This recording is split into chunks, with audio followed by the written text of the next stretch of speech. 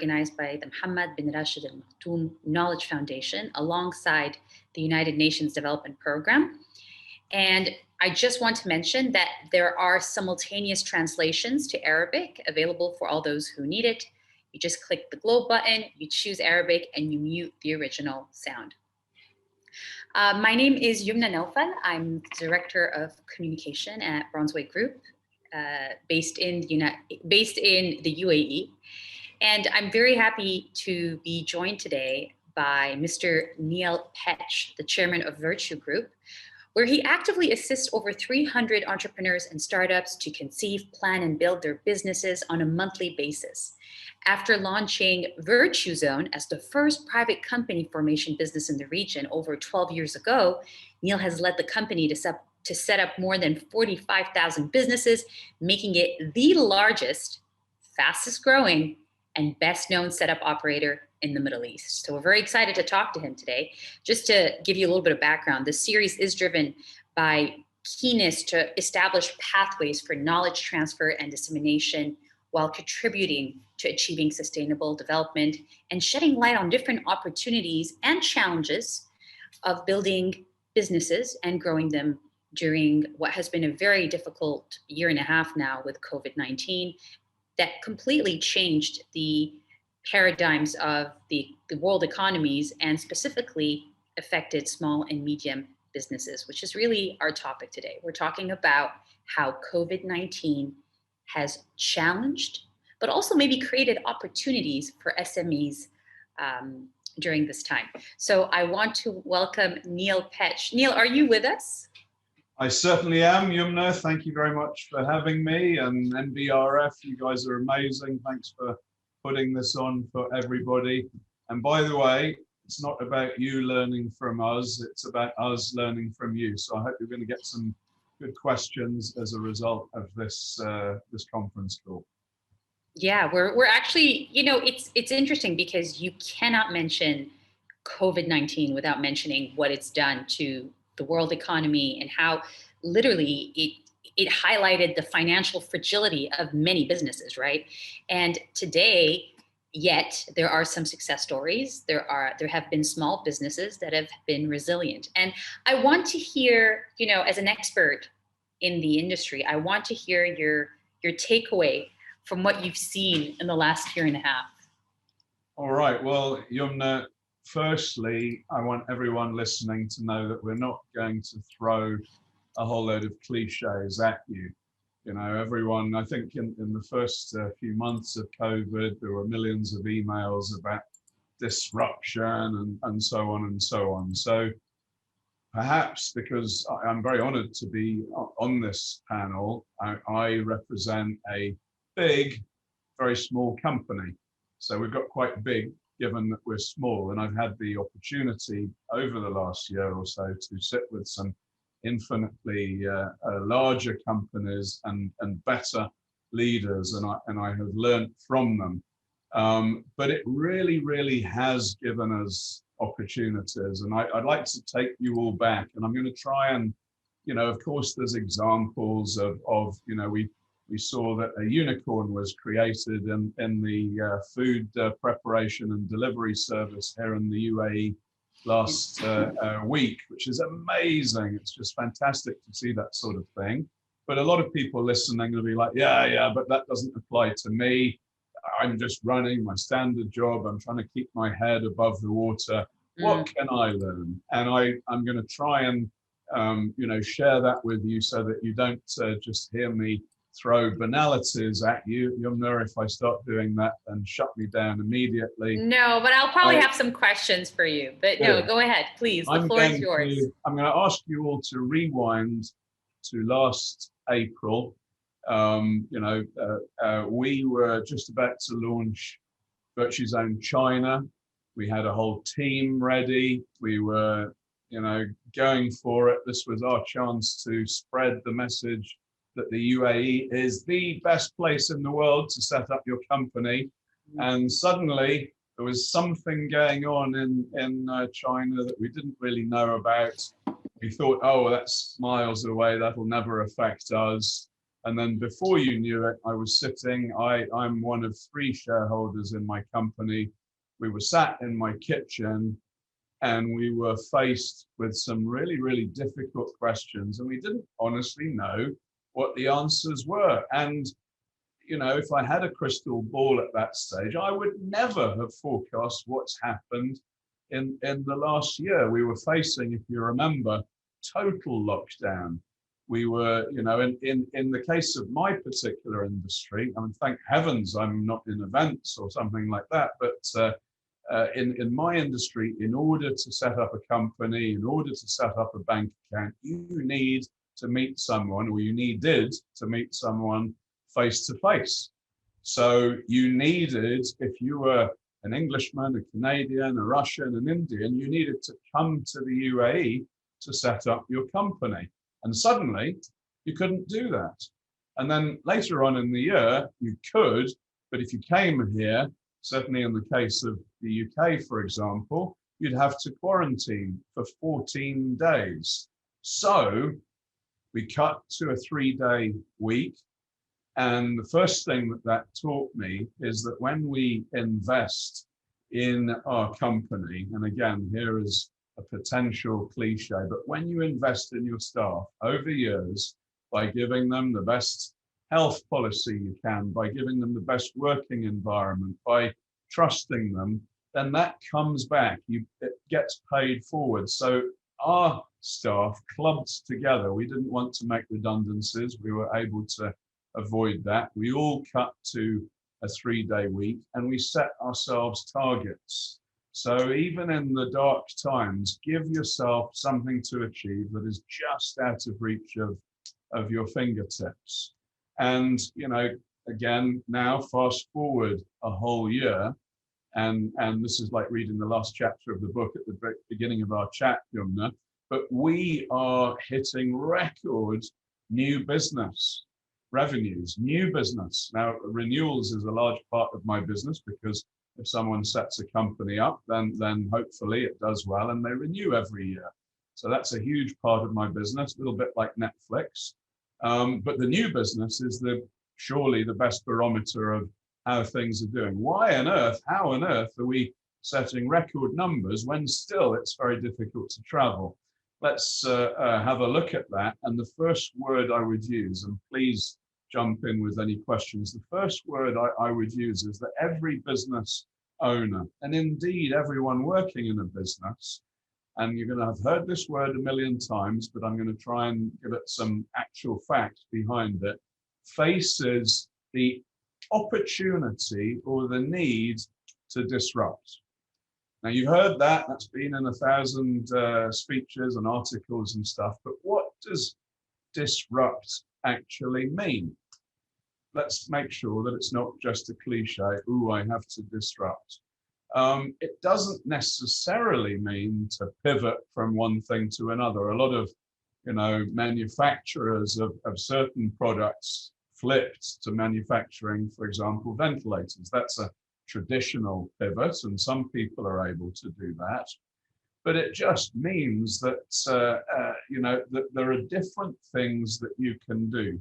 One of which is technology, is doing things differently. So in our case, for example, Youmna, if you were now setting a company up with me and you were based, for example, in Beirut, no problem, hold up your passport next to you, wink at me so that I know that you're alive and that you're happy, and show me your utility bill. True story, by the way, Neil. There you go. So if you're in Beirut, you pretty much have to, you know, prove you're alive every 5 minutes, sending a big shout out to all the people who may be following us from Beirut. You know, yeah. Neil, I'm jumping in just because what you're saying is so interesting in terms of, you know, disruption and, you know, the other word that you hear, right, other than disruption, that's been really prevalent and predominant in the narrative and discussion around this has been also adaptability, right? So businesses have had to adapt. And, you know, the theme of this talk is opportunities and challenges. And we know what the challenges are, but has that created an opportunity in itself? And how have small businesses fared? Look, it absolutely has. And if I may continue that theme, I used to live in Beirut in 79 to 82, and I've never seen a country more able to adapt and survive when heaven only knows how anyone else would manage it. So a shout out to that, and we can learn from that. So what happened in the UAE, if you think about it, if you're a small business and you're in France or the UK or Germany, you think, let's go through the mentality of this, the government's going to bail me out. We're going to furlough our staff. We're going to be paid to send people home. And when they're at home, well, I'm at home, I can watch my favorite soap opera, I can whatever. The mentality, the needs to put bread on the table is simply not there to that extent. And I don't wish to be political at all. I just wish to be commercial with you, Youmna. If you can get your entire workforce realizing that what they do today is going to affect them in 3, 6, 9, and 12 months time, then you have an advantage, because the opportunity for the UAE is that there is a huge tax bill coming to Europe. Half of Europe is already, I'm not going to be too controversial, but is under financial pressure. America is printing money. China is sitting back, having handled COVID better than most, and stands to gain. But let's face it, there's always room for a new player, a player that everybody likes, that everybody feels comfortable dealing with, perhaps a player that has traded since the 1940s, that has been open to all religions and all races and all forms of business. So how do we take advantage of that opportunity? Right. And this has very, very much happened here. One of the things is that we need to have a leadership that listens, okay, but then acts quickly. In the UK, if I'm allowed to criticize my own country, there's too much ruling by committee, ruling by public opinion. So a leader would give a speech, and then his Neil, go easy on them. They just lost a Euro 2020. Go easy on them.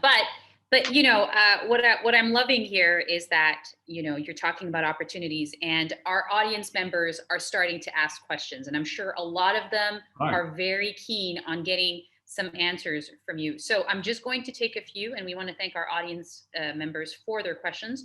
I think this is a big one from Ger Deng. I apologize if I am butchering your name. He's asking, is there a chance to go back to the normal life as well as business activities?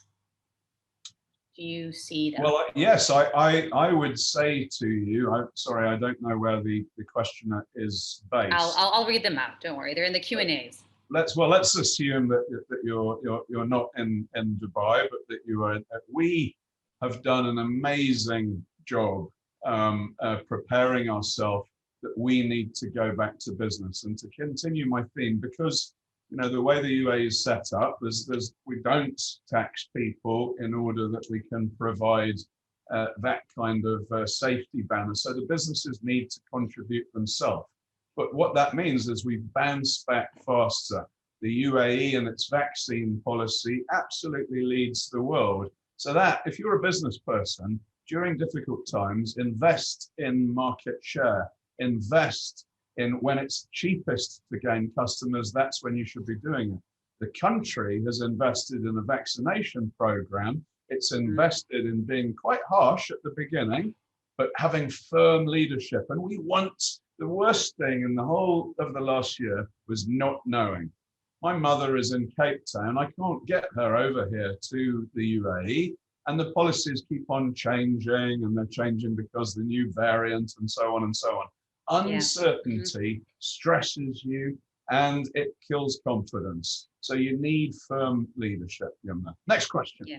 The next question is, and I'm going to combine some of your questions together, our dear audience members, a lot of them in Arabic, and I'm reading them as well. Neil, there seems to be a concern about the future. They're asking about the future of SMEs in the UAE, the future of whether or not is this pandemic here to stay. You're not you're not going to be able to, predict this. But I think the general business environment and its future during COVID. What can we hear about that? Well, listen, we've had a black swan event. Mm-hmm. You can either just sit there and cry in your cup of tea, or you can look for the positives. And I'm very, very much in the latter. There have been a series of legislative moves that have been being studied for some considerable time to lighten, for example, our regulations. And what COVID has done, I mentioned you being able to set a company up using a Zoom call. It's that sort of thing which we need, because we need those. Yes, some people very sadly have lost their businesses here. It's happened everywhere in the world. Fewer, I would say, than in most places, because we bounce back sooner. But there have been some. And we need to reach out to the rest of the world and bring new people in, because the more people coming in, the more people are shopping at Carrefour, the more people are able to do your business. So if you just saw 2 days ago, they announced that they're going to be giving 100,000 golden visas to entrepreneurs, and specifically entrepreneurs in the fintech arena, who are likely not to be old people like me, but to be young entrepreneurs. What they're doing there, Youmna, is they're targeting a new sector of the world, and they're saying to them, we're going to provide the ecosystem for you to be able to do your business, to have put your roots down here. I'm privileged and lucky to have a golden visa myself. It made me push my chest out and talk about it. Neil, are you bragging here? I am. You know what? I am, because I'm super proud that I live in the UAE, a brilliant country. I am too. That encourages I am too. I'm glad that, and it's all about this region and the business opportunities that are happening. The UAE obviously leading the way in so many different sectors, and specifically when it comes to SMEs, and just that being a big part and a big portion of their businesses. I want to continue with a few questions. People want to know, this online working way of life seems to be here to stay, right? Okay. And COVID does not seem like it's going to end soon. I know the vaccine has brought a lot of hope and potential for some things to resume back to normal, but it looks like the future is going to be a hybrid. I don't know if you'd agree with that, Neil, a hybrid maybe of online, offline, nothing replaces offline. But, I think hybrid is the perfect word, because when this first happened, people were like, working from home, it's the new norm, that's the way it's going to be. Yesterday, I had a meeting with someone that came to see me. I wanted to bring in my head of business partnerships and customer experience. I messaged him. He told me I'm working from home. Then I started looking at the person I was sat next to. Whilst I was looking at them, my head of customer experience had messaged me saying I can join a Zoom. But I didn't read his message because I was being polite to the person I was with. So we didn't connect as efficiently as if we had all been sat 3 meters from each other. So let's not fool ourselves. There's something about an office that you simply can't replace. The energy, when people come into our offices, they're like, wow, the energy here. However, using technology to help and to use it to motivate. So we're lucky here. Imagine you were in Japan and you commute for 3 hours in the morning and 3 hours in the evening. Now, someone like that, you can say, right, here are your KPIs. Here's the target that you need to hit. So we set targets, and we told our staff, if we get targets, you're going to get this bonus. And we set realistic targets. I think that's absolutely key. And we hit them. And then we say, if you're doing your KPIs, if you're doing the number of meetings, the number of proposals, then why don't you on the Thursday or the Sunday work from home? Absolutely. So as long as we feel that we're communicating, because communication, again, golden rule for everyone, always make sure that all of your team, all of your partners know where you're trying to drive. Share that vision. Ideally feel they've been listened to before you announce what the vision is, because if you do that, then people buy in and people feel positive. Yeah, and I listen, as a woman working in comms, I couldn't agree more. I want to move on. Some very interesting question here coming from all over our region. Nagih Husni Ali Khalifa says, can entrepreneurship with institutional and governmental support in the UAE become a unique model for an inspiring business environment? And is the future of intercontinental business investment with technology-based morale protectionism? I think that if you were running an e-commerce business, which, let's generalize, you're probably having a product manufactured in China, you're probably using a logistics company to ship it to Europe, to Africa, wherever it is. And the likelihood is that if you are Spanish, you're probably running that from Spain. Well, guess what? We have 0% corporation tax, 0% income tax. We have an amazing deep sea port. We have the best airlines in the world. We have an amazing homegrown logistics company. And we have a brilliant payment gateway company. Little plug for Virtuzone. We bundle it all together and help people get that. But the point is, people are realizing, hold on, I can run my business I don't have to run it from where I've been used to, from where I went to school. I can run it globally. And Youmna, am I allowed to tell your listeners a little story? Because I think yes, well, that's what you're here for. Okay, so this is a great example. So the very first live event, to my knowledge, it was taking place at the World Trade Center. It was run by the Emir Council, and on stage was the MD of Accenture, the MD of Standard Chartered Bank, the MD of Air Arabia. I somehow fluked my way on there, and the Minister of Economy. And so the Minister of Economy, amazing, young, vibrant guy, who, by the way, was writing notes from what the audience told him the whole session. His Excellency Abdullah bin Tuq stood up and he challenged the audience. And remember, the audience probably hadn't been in an audience for 9 months or something. He said, guys, we have to take trade to $3 trillion. And you, because the audience was full of CEOs, he said, you are going to be the ones to do it in partnership with us, the government. And that's key, partnership. He said, how are we going to do that? So I looked to His Excellency and I said, thank you for this opportunity. We've all been amateur vaccinators giving our theory on how to handle COVID. And now the Minister of Economy has allowed me to pretend that I'm the minister for a couple of minutes. And I wish to tell you a story, Your Excellency.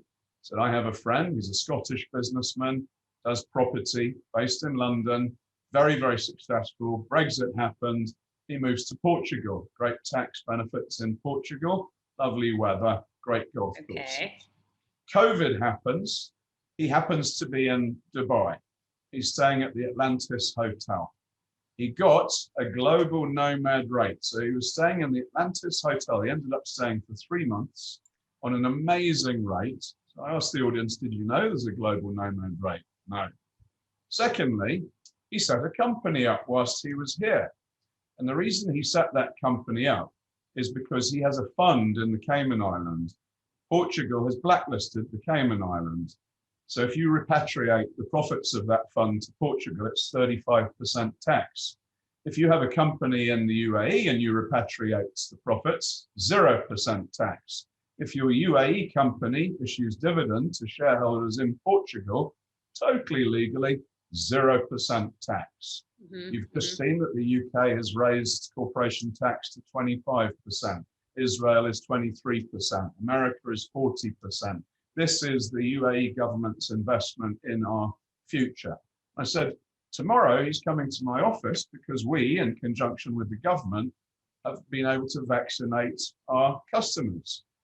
And then, lastly, and I'll finish in a second, he realized that he's running his business just as efficiently from Atlantis Hotel, looking over the palm, having a wonderful time, being able to visit the Five when he wants to, and so on and so on.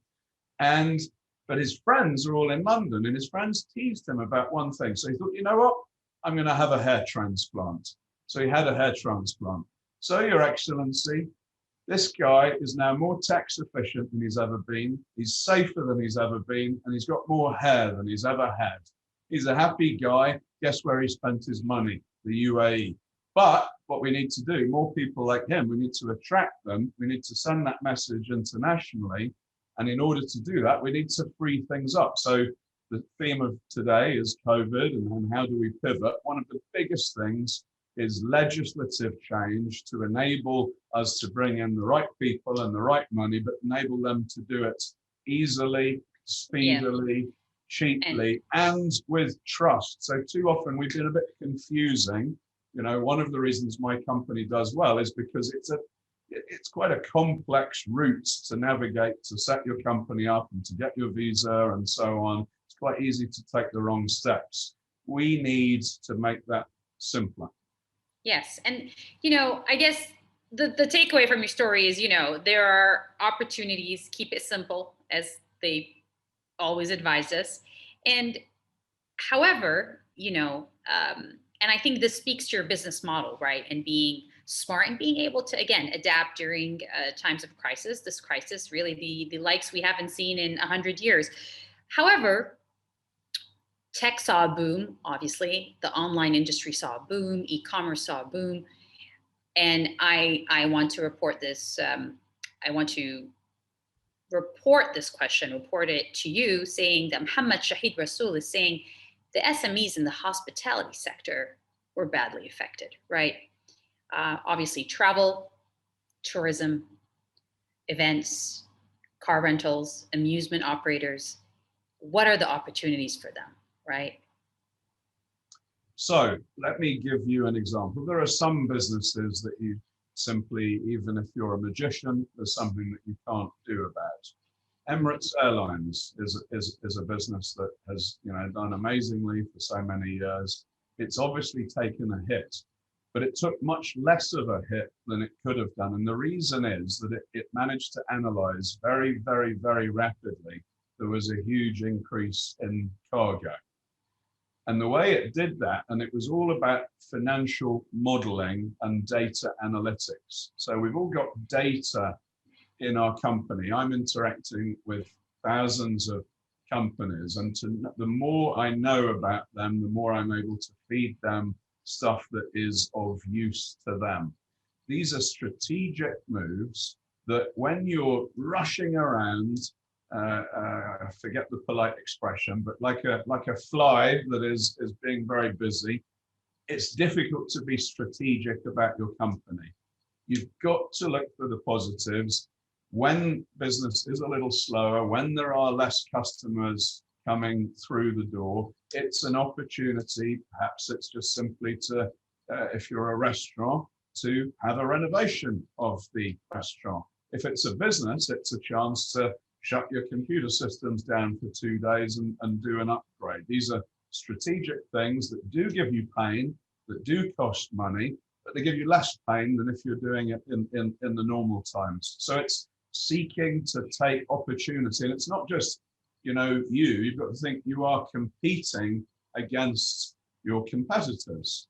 Mm-hmm. So if you do things better than them, when the market bounces back, you're going to bounce back with a better market share.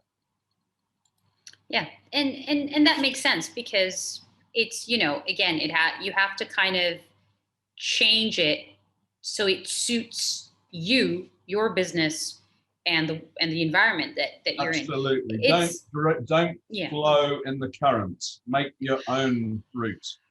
I mean, yeah, and obviously, Neil, easier said than done, right? There is one of our questionnaires here, Abdel Salim Zuita. Thank you all for your questions, by the way. We're going to try to get to as many as we can. He says, what would be one practical takeaway for a small businessman who has lost all their business and want to start from scratch? Obviously, a lot of pain with businesses that have completely disappeared with this pandemic. Neil?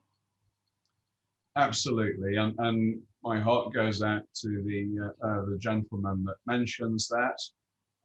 And I did say at the start, I don't wish to be glib or cliched, But Nietzsche said that what doesn't kill us makes us stronger. And I think that it does, you realize who your real friends are, and in very difficult times like this, who does come to support you. You also realize that your depth of character and your ability to come back from things. We are an incredible species. We have come back from more. There is always going to be an opportunity. If you sit and you cry in your tea too much and you spend too much time on that, you won't be able to spring forward. So don't expect that you can continue with the same perhaps lifestyle that you had before. Be prepared to accept compromise. And if you can give yourself that attitude, little wins to start with, little wins. Your credit card debt is a little bit less this month, and celebrate that. Be proud of that. So much of it is mental fortitude and attitude. Yeah, I guess it it makes sense that. You're not sounding convinced, Youmna. No, I'm trying. You try to empathize because you can tell that obviously some businesses have suffered, right? And that's just a hard fact, and it's part of the hard truth and the harsh truth of the reality of what's going on. And adapting isn't always easy for everybody, right? I mean, some people have a better handle on it. Some people are more flexible. So it really, it varies from case to case. And I feel with a lot of our attendees who are either struggling with their businesses, are here because they want to know how. We hope that this is helpful. We hope that, and please, let's keep this discussion going even after this session is done. Yeah, I want to if I may. Of course. I, as you very kindly reminded me, my country just lost on penalties to Italy the other day, and a few gentlemen representing the English side, missed their penalties, and there was some horrific abuse of that situation. Those guys, just like business owners whose businesses are absolutely on their knees, they were brave. They stood up. They tried to do their absolute best. In one case, as a 19-year-old for their country, and they're going to do better next time. And so look for the positives. Be proud. And do you see how the whole country, by the way, has got behind them and encouraged them? And so something positive has come of something that was not great to start with. Yeah. Neil, I want to shift this to also a lot of different questions concerning, the UAE government supports pandemic, it supports some businesses and some establishments. Has it supported you, or does it support foreigners in different ways? There are different questions coming up about, how can that play a role in growing a business? I don't know if it gets political there, but when yes, COVID please. started, it was announced in the papers there would be, for example, a mortgage, a period that you didn't need to pay your mortgages, and some measures like that. There was a huge injection of cash, but I don't want to be entirely rose-tinted. For startup businesses, I'm sure a lot of people had the experience of they get onto the call center, they'd hang on for 30 minutes, and then the call center would tell them the computer says no, right? That is deeply frustrating. There has been some of that in certain incredibly well-run countries. That side of things might have been handled a little bit better. We all make mistakes. I think that one thing that leaders must recognize is if you make a mistake, admit it. Say, look, we didn't know, we didn't have the data. However, we now have more information, and this is what we're going to do, rather than trying to say everything is roses all the time. If you picked me up and said, yes, Neil, but some people aren't so adaptable, and you're absolutely right, so we have to look at it from everyone's perspective. So the UAE, you know, let's look at what it's done. It has vaccinated faster than anywhere in the world. It has invested hugely in that. We have a population that is prepared to wear masks in the right places. So we have the attitude there. It sought to get us back to running our business. It sought to bring tourists in to support those businesses. It has risked falling out with its, you know, the UK is one of the biggest trading partners, and it's, you know, it's been robust in its conversations with the UK. And I say good for the UAE for doing that. So a lot of effort has been made. I got an email today from, I can't give too much information, but it was from a minister, and it was saying, oh Neil, now we're curious. Well, all 610 of us. The email said we need to make legislative change to make commerce more, to make startup businesses have a greater chance of success. What do you think that we need to do? What 4 things? Now, look, yes, I'd love to show off, but I'm a tiny individual in this. And I've been, you know, that is a leadership that seeks opinion.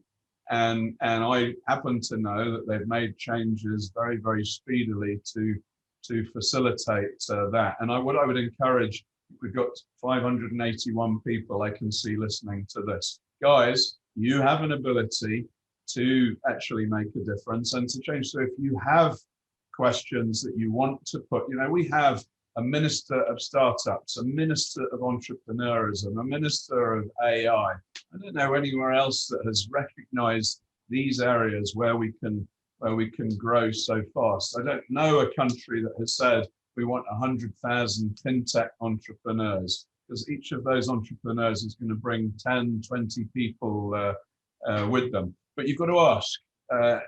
So you've got to raise your voice. Don't put up with things. Don't feel, oh, I'm going to be stupid if I say this. And that way you can have an influence. If you keep quiet, then you shouldn't complain. Right. And that makes sense. That makes sense for everything that, you know, you partake in, right? Because you need to speak up, you need to act up too. And I think you would agree. You know, I think the questions have been, you know, is it possible at this point to get financial support from governments worldwide? Yep. I got in some the good logistics news for you business. there too, Youmna. Go ahead. Okay, so one of the biggest challenges for the startup sector is actually opening a bank account, and then once your bank account is open, getting access to funding. I can tell you that there is a new entity coming. That new entity, its brief is not to make lots of money from providing banking facilities, but it is to provide support to the startup sector. Because let's face it, the startup sector is the green shoots of every economy. They're very fragile, but they can grow fast in the right conditions. So a brilliant strategy from a country and from a business is, and that is an example of disrupting and pivoting. You're launching a bank not to make money from, you know, charging 23% interest on a loan, but you're launching a bank to support startup businesses grow. And if they grow, then they go to the cinema, they shop in the supermarket, and they use the Salic. So that is far-sighted, and that's what the UAE is doing. Yeah, and I think, you know, I think it's never been a better time to discuss the opportunities that we must grasp in order to move forward, right? So if we're moving on, and as we try to conclude this discussion, is we need to think, what are the big takeaways, right?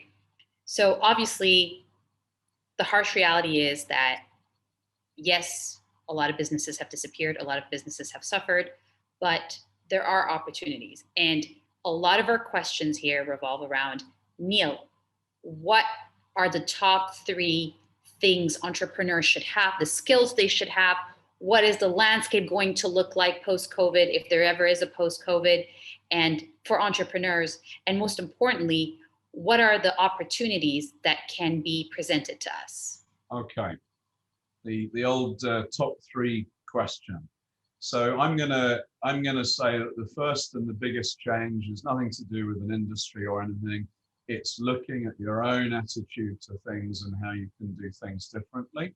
The second thing is it's something that is scalable and appeals to a trend. So as an example, I've mentioned it twice already, fintech is something that uses data, that enables, like my business, we can now do things remotely, whereas previously you couldn't. So it's solving a problem.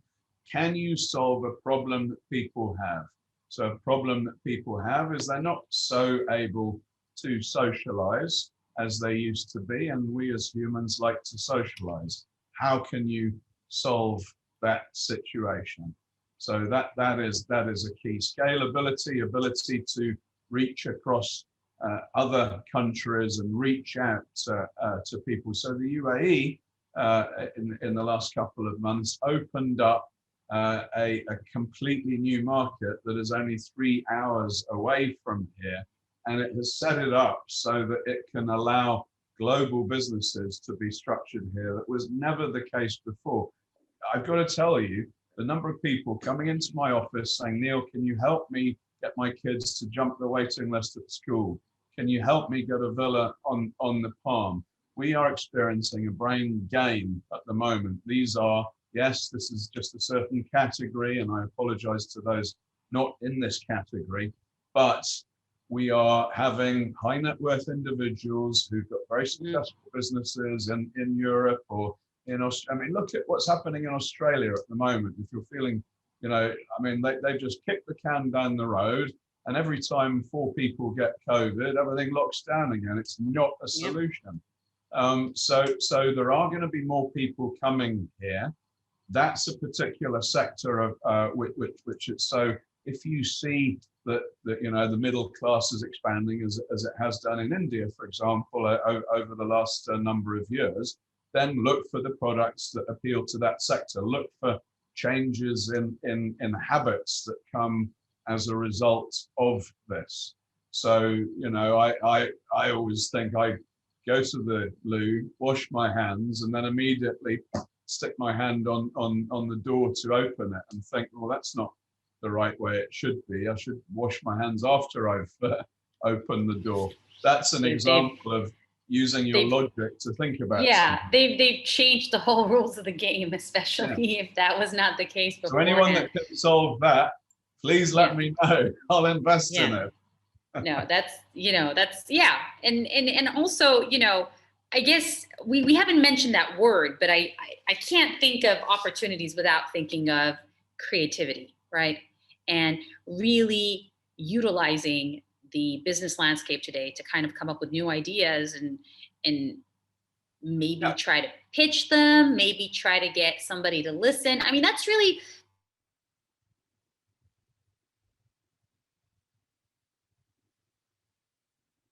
it's all about getting. You froze for a second. Sorry, so I missed. Oh, I'm sorry. Can you hear me now? Yep. I was saying that I have all the respect in the world for entrepreneurs because I couldn't do it. But when you think today about, you come up with an idea and you want to realize it, you want it to materialize. The biggest challenge in my head is, one, how do you connect it to the real world? How do you connect it with the right stakeholders who are going to help you make and move that forward? And 2, I think it's funding, right? Yeah. So a few things. Number 1, yes, typical entrepreneur, what keeps them alive is thinking of ideas, executing ideas, and most of those entrepreneurs are quite fiendishly aggressive in leveraging their network. You have to be. And so for those of us that were, shut in our apartment or our villa or whatever, what did we have to do other than reach out virtually to our little black book, look for our connections and think, now, how can I take advantage of that situation? Again, a disruption has allowed us to try and think outside of the box in that category. So something my company did is we realized that there's huge numbers in the UAE of very clever, very connected people. Let's take, for example, real estate agents who are no longer or were no longer able to take their clients to go and see all these villas, but they have an amazing network.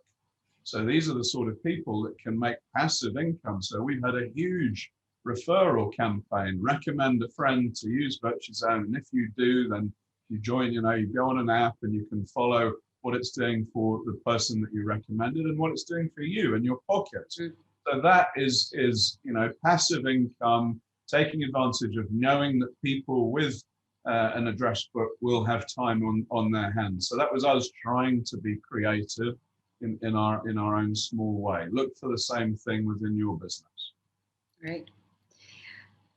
Big firms, what are their roles to help SMEs, if there are any? Thank you, Jawadi Nuruddin, for that question. Okay, so big firms obviously have a number of advantages over SMEs. In the past, they would have a reception, whereas startups don't have a receptionist. They would have an accounts department. Startups don't have an accounts department. So there was always like this slightly unfair advantage. The cloud has enabled that. Outsourcing services has enabled that.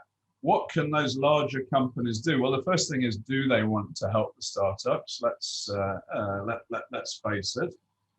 So let's not pull the wool over our eyes. However, increasingly, one of the things where we have, I think, advanced as a human race over the last years is looking to have a positive impact, whether it be on the environment or whether it be in a nation that is being disadvantaged unfairly. I do believe that we do more of that, and that technology enables us to reach out and do that more. And I think that actually it's not so much the large companies, it's the governments. So I don't think it's right that some of these huge organizations are able to use lawyers to be much more opaque in their finances than a three-man operation, and to hide their money somewhere so that the government are not able to tax it. So that's a situation where, I say the word tax and probably 595 people have a heart attack. But actually, tax can, if done in the correct way, can make an economy grow. And let's think about this. 3 years ago, we didn't have VAT. We do now. That has, for example, forced us to audit our own accounts, which makes us be more forward-sighted and more proactive, and has enabled us to attract businesses from around the world. So there's always a positive. Can you tell I'm a rose-tinted guy, Youmna? I can tell that you're very forward-thinking, and it's all about no matter how bad it is, it's the phoenix rising from the ashes. And we share that in common. Me coming in from Beirut, so half American, half Lebanese, really learning to be resilient. Really, yeah. Even during the hardest of times, we're obviously talking about SMEs and the economy and the business landscape as we move forward. And the impact of the pandemic on businesses, because a lot of businesses have been negatively affected. We're coming near to a close. Neil, it's been very, very insightful, and you've been very candid, and I thank you. And I want to thank all our audience for their questions and also their participation. We still have time to take a few more, so I'm going to do that. I think there's been a lot of I just want to make an observation, Youmna, which is we're partners with Chamber of Commerce and FDI, and as a Brit, again, walking into a government office, I was always a bit intimidated by that, and probably didn't do it. Here, there are, for example, the Chamber of Commerce has a section run by a series of young Emiratis and a brilliant Russian lady, and they provide support services for people with bright ideas. Now, of the 599 people listening, how many of you have gone to the Chamber of Commerce to ask for support? I'm guessing it's a small percentage. So these things are available, these means of support are available. You mentioned access to capital. You know, actually, there's more money being printed in the world than has ever been the case, and that money is struggling to find a place to be invested in. So the money's there.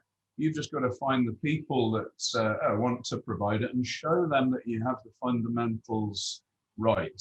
So get that right, reach out, ask people to help you. That's one of our roles, and you might be very pleasantly surprised. And I'm going to do something that we don't usually do. I know there are a lot of attendees, and I want to personally write down, you know, it's important to keep these discussions and to keep contact. And I do want to encourage attendees who are serious about their businesses and who need mentorship. Neil, you know, in the comm agency that I work in, and even before that in media, there is such an important stress on this mentorship, right? Nobody can go at it alone. And that's the one thing we've also seen during the pandemic. You cannot do this on your own, right? You need to connect with the right stakeholders. You need to connect with the right people that are going to move you forward. What advice, as a takeaway, would you share with us in terms of, you know, on a personal level, right? Yeah, so what I would say to everyone, you speak about mentorship. I was in a meeting 2 days ago talking about the provision of banking services to a new sector. You know, now in the UAE, literally, I got a figure, I think there were 4,000 billionaires and some amazing number of millionaires had entered. And I was talking to a friend that owned a real estate company, and people are coming in saying, I want 4 villas quickly. And she'd say, yeah, we'll get back to you next week. No, I want them now. And these are guys who they go around with a memory stick, and that memory stick's got their Bitcoin on it. i.e., things are changing and we need to provide services in a different way. And if we can go about, so my main advice actually in mentorship is to the people of my age is change the way you think, learn from people younger than yourself, be open to the fact that your ways might have been absolutely right 5 years ago, but are now not the case. I would suggest that in banking, in structuring of your family trust, in fact, you know, what happens now if a person very sadly passes away and all of their wealth is in crypto? Where is it? What's the structure? How does that get handled? We need to provide services that are tailored towards that. And that's an opportunity for us to move faster than any other countries out there. Do that for your business, target the youth. So I was supposedly mentoring this 24-year-old. Yes. And he was way more intelligent than I. And before long, I realized that I was. They all are, you know, they all, not more intelligent than you. Please don't take this. No, I find that the younger, no, of course, excuse me if it was taken out of context. No, but you find that the younger generation, that's what I'm trying to say, Neil, they are more intelligent than us. Right? Well, they're exposed to 1,000 times more data than we were. That's what it is. I am constantly in awe of what they are, and I'm sure you feel the same way. And no insult to our intelligence, our combined intelligence, Neil, but yeah. Youmna, maybe they're not quite so good in the social environment. Yeah. Maybe someone would be sitting on this call now, knowing everything, the answers to everything you're asking, but not able to say it. So the idea is, I'll end with a cliche. A great team is better than the sum of its individual parts. When you look to recruit for your company, don't recruit someone you like, recruit someone that you respect, that has strengths in areas where you are weak. Yep. And I want to take one more question. Ahmed Madi is saying, as part of the collaboration between startups and large companies, does open innovation, the concept, represent a real solution for the development of young entrepreneurs? Or is it a new form of capitalism where the carrier of capital dominates the carriers of ideas? Thank you for your questions. Good one. Neil. My goodness gracious me, we need that intellect in Virtugroup. Yeah. And I'm going to be a bit of a politician here and answer in a slightly roundabout way. Firstly, as a small business, you are like a speedboat. I'm partners with a Etisalat. Etisalat is like an oil tanker. It has huge resource. It's incredibly valuable. Needs to protect it, so it needs to move slowly. But that oil tanker needs a speedboat to go and look around the corner, check if there's an opportunity there. It's how the two work together, playing to their mutual but differing strengths. So yes, there is that opportunity. So partnership. So VirtuZone has a whole series of partners to provide services to our customers. Some we do ourselves, some we do through partnership, some through joint venture. And it's the same thing with government and private. It's the way that the two work together. And John F. Kennedy said, ask not what your country can do for you, but what you can do for your country. One of my all-time favorites. There we go. Yes. So that's the attitude that we have. And if you have that attitude and you go into the Chamber of Commerce and you express that attitude, then people are willing to help.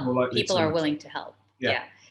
I want to thank you, Neil, for this very insightful and positive discussion, really, just because, again, not to sound like a broken record, but there are challenges, and the challenges, we all know them. Economies all over the world have experienced them, really.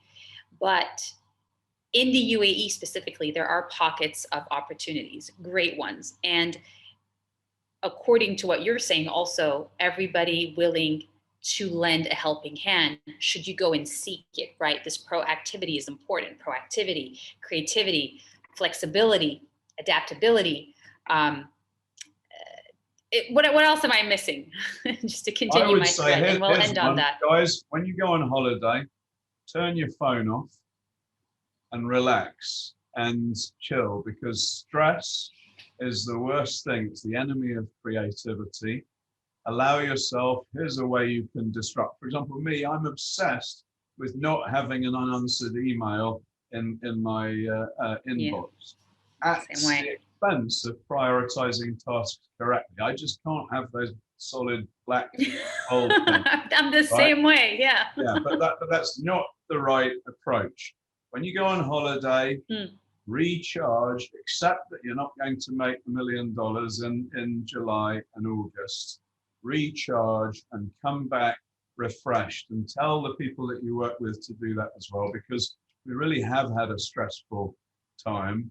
And when you come back from your holiday, you should be ready to press the accelerator to the floor. Yeah, and keep connecting, please. Feel free to follow Neil Petch and myself. I'm Youmna Naufal on all platforms. Neil Petch also, which we've tagged on Instagram. I know, Neil, I bet you saw that and you're like, what are they doing? Well, I'm used to about 12 and a half people following me on social media. So you guys, but still very especially for our youngins. My presence and my ego. Thank you very much. And everyone, be your own boss. Yes, thank you for your positivity. Thank you for your advice, and mostly thank you for your time. And also another big thank you to the wonderful Mohammed bin Rashid Al Maktoum Knowledge Foundation, really, along with the UNDP, really pushing these kinds of discussions forward, because they help, and you never know who's listening, and you never know who is going to be inspired by a certain word, by a certain mentor, by a certain expert, such as yourself, Neil. So from the UAE, we're logging off. Thank you to all our attendees for your questions and your participation. This is a conversation that keeps going. And again, on that note, I guess it's time to say goodbye. Shukran jazilan. Thank you, Youmna. Thank you. Take care. Bye, everybody. Bye.